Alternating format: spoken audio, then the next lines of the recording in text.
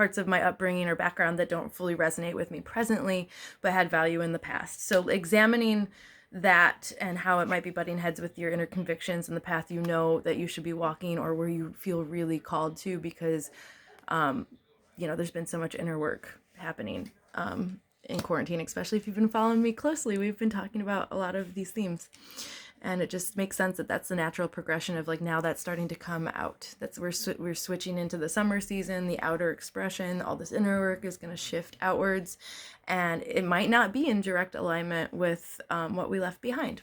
That makes sense, right? That's kind of how it works. So I pulled more cards. I'm gonna swap this over now. So it was really, like I said, I thought it was really amusing because I hadn't pulled anything yet, and I had talked about Gemini a whole bunch, and then, it's the cards are cool like that. They will get the message across. So I asked a little bit more about, about this. And these are some of the cards we see all the time in Love, Light, and Tarot with Rachel.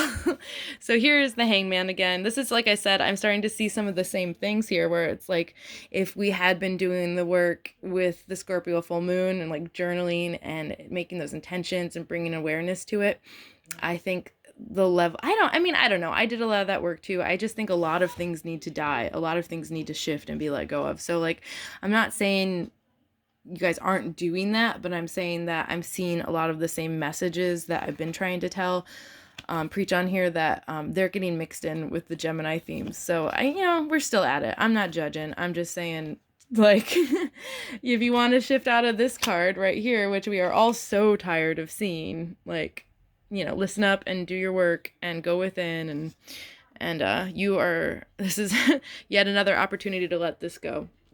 So, the Hangman, once again, we are seeing things from new perspectives. I feel like this is going to be a theme for a long time, because that's what quarantine and the pandemic has done to us. The old way isn't working anymore. The old perspective shouldn't work anymore, never really did work to begin with. In the example of my job, this is like, I have to shift out of the perspective of like, oh, that's just the way things are. People are allowed to treat each other like shit in an office environment because that's the norm we set, and it's a dog-eat-dog world. I'm going to shift out of that perspective and see that differently and come at it from an angle of like, self-respect. So just, you might feel stuck at times, but you shifting your perspective alone is like going to do so much. And here it is again, like I said, that new dawn that is waiting for so many of you, and we've been talking about for like 2 months now. Here it is again, time to believe in a rebirth for you, time to let go of the old habits and cycles and patterns and belief systems that are holding you back and stabbing you in the back and keeping you in these cycles of thinking, every time I try to do that thing, this is what happens. It will only happen again. You have to see it differently to shift out of this. And it's great because actually what is a little different from other readings is there is just like there's more momentum. Like it's finally, where I think we're finally kind of like gonna move out of the Hangman in a stagnant sort of way. Because like this is moving forward towards your passions, and this is like major shifting and momentum. And I think it's also kind of reflecting how we're within the next 2 weeks we might really start seeing some of these pandemic patterns or pandemic rules shifting and going on to the third phase of the plan and things like that. So this is all especially in your the realm of Gemini. So your relationships here, I have a feeling this can't get over it, I keep generating the same thing over and over again perspective, could definitely be about your relationships. When it comes to my job situation, I feel like I'm just gonna like get a shitty boss again, like we keep ourselves in these like shitty loops because we like our belief systems and the way we see the world will shape our expectations, and in that alone will like keep us from like letting good stuff in our life. So we have to get over our hill, so yeah, we are seeing it differently, moving past our pain once again, and really moving towards what is calling our soul and our passion, and what we know is the inner truth and expression, that this is what we are fighting for. This is what we're going to be courageous about. This is what we are letting go of the old to move towards. So like what wants to come through here? There wants to be, let's see, I'm gonna just kind of stack these up as I go. There wants to be more balance in your relationships. We're like, there's an offering here to get out of this like bickering, not, butting heads kind of energy by like really being intentional with what you want to bring in. Like I said, the new moon is setting intentions. And so set those intentions in and Gemini is relationships. So think about what you want to bring into your relationships, where your relationship might be lacking, and like what, like really like do some visionary work. This is always like my visionary work card. Like really get that forward perspective of where you want to go, because we've been stuck and we've been really focused on everything dying, like the old stuff leaving. So it's really like just switch gears, like really like allow yourself to be like, wow, it's, I know the pandemic can bring any kind of like curveball, but like ultimately you probably still have a lot of your life left ahead of you. And like, holy crap, have you actually like stopped to think about all the places you're going to visit, like all the like birthday parties that haven't happened yet, the friends of a friend that's going to meet another friend, like what, the communities that you might meet that you don't know about. Like there's so much ahead of us, like, and it really wants us to start thinking about that and setting intentions around that. Also Empress energy here once again, because a lot of the pandemic has been about, balancing out the patriarchy, getting all those like toxic masculine patterns within ourselves out of and rebalanced by nurturing and tapping into our own personal feminine energies, which exist within all of us. And we only put those second or think they're less powerful or important is because we're in a patriarchal society that is constantly telling us that actions that we deem feminine are less than actions that we deem masculine, but it's not true.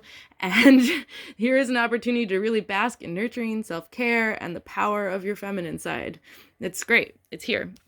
And at the same time, man, becoming masters of the mental realm. This is so Gemini. It's like getting into your creative spirit and like bringing action through planning and logic and thought and intention. Like really just like do this visionary work, think about where you want to like clear things up and balance it all out, nurture the crap out of yourself, and be confident that you have the ability to think things through, strategize, and make it all happen.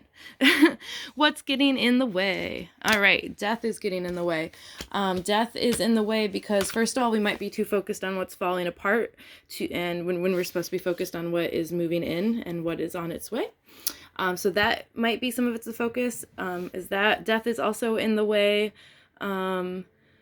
because we might not be allowing the old to die. We might not be fully focusing on what needs to go, which is what Sleeping Beauty over here was kind of talking about. There's two death things here. So like, and a lot of what needs to go is this family bickering or the social expectations or the things that you're allowing to rule your life that are actually not important to you. And if all those voices were gone tomorrow and you were left with just doing what they said, is that really what you want? Is that who you are? Is that your path, right? Because all of these readings have been about digging up the truth of who you are, realizing that you are a unique, special human being. This is all this card too, that you have a path that is like nobody else's path because you are like nobody else, and like really embracing the value in that and allowing yourself to be different. And it's, like I said, this patriarchal society is like totally out of balance. It's way too masculine. Masculine energy wants to box everything up and define it and put it into a role, which is fine and good when it's balanced and when that system is being dictated by the feminine sides of ourselves, and the feminine sides of ourselves tell us to go deep within our inner truth and then apply the masculine power of strategizing and compartmentalizing and orchestrating all that from this masculine energy. And that is why the advice over here is like saying bring balance. It's very Gemini too, is to like really look at your dualities in life and just balance the shit out of that stuff. Like it, figure it out. Figure out where you're feeling pulled in two different directions and get creative. This is a great time for creative thought over here in the advice. Got the Ace of Swords. It's once again wanting you to look at it from a different perspective. These two cards have been coming up like crazy. Look at it differently and get creative about it and figure out where all this stuff is polarized and find the harmony, find your vision, find your path, allow the old stuff to die that doesn't work, allow it to fall away.